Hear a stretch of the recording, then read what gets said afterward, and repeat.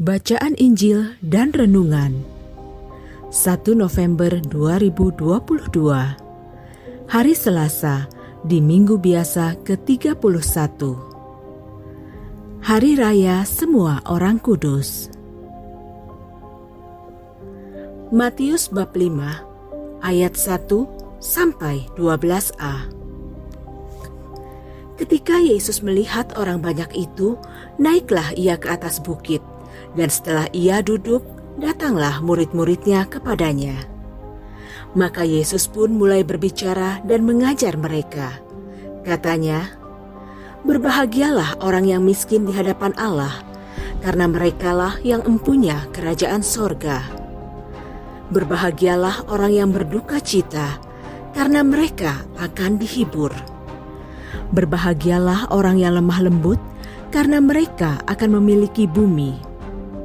Berbahagialah orang yang lapar dan haus akan kebenaran, karena mereka akan dipuaskan. Berbahagialah orang yang murah hatinya, karena mereka akan beroleh kemurahan. Berbahagialah orang yang suci hatinya, karena mereka akan melihat Allah. Berbahagialah orang yang membawa damai, karena mereka akan disebut anak-anak Allah. Berbahagialah orang yang dianiaya oleh sebab kebenaran, karena merekalah yang empunya kerajaan sorga. Berbahagialah kamu jika karena aku kamu dicela dan dianiaya, dan kepadamu difitnahkan segala yang jahat. Bersukacita dan bergembiralah, karena upahmu besar di sorga." Demikianlah sabda Tuhan.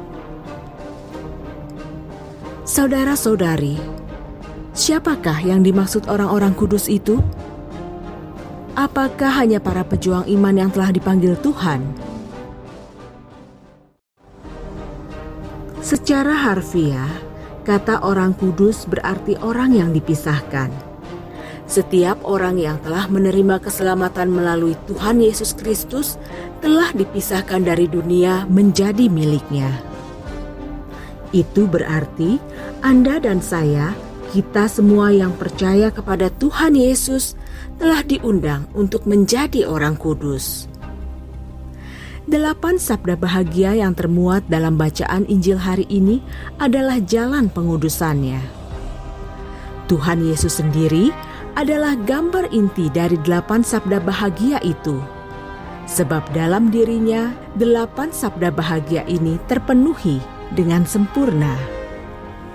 Apabila kita melakukan nilai-nilai yang difirmankan di dalam 8 sabda bahagia ini, kita akan mencapai kesempurnaan hidup sebagai murid Kristus, meskipun seringkali justru berlawanan dengan standar dunia. Mari kita merealisasikan 8 sabda bahagia ini dalam hidup kita. Karena itu adalah cara untuk menunjukkan kasih kita kepada Tuhan dan kepada sesama. Semoga Tuhan memberkati kita. Marilah berdoa. Bapa sumber segala kasih, terima kasih untuk 8 sabda bahagia yang telah diajarkan dan dicontohkan sendiri oleh Tuhan Yesus Kristus. Kami mohon rahmat-Mu supaya kami juga dapat menjalani pengudusan hidup ini dengan sebaik-baiknya. Karena kami tahu, tanpa kekudusan, kami tidak dapat melihat Engkau. Beri kami kerendahan hati agar kami semakin peka kepadamu. Dan beri pula kami keteguhan hati untuk dapat berjalan melawan arus dunia ini. Kiranya Roh Kudus selalu menuntun kami. Kemuliaan kepada Bapa dan Putera dan Roh Kudus, seperti pada permulaan, sekarang, selalu, dan sepanjang segala abad. Amin.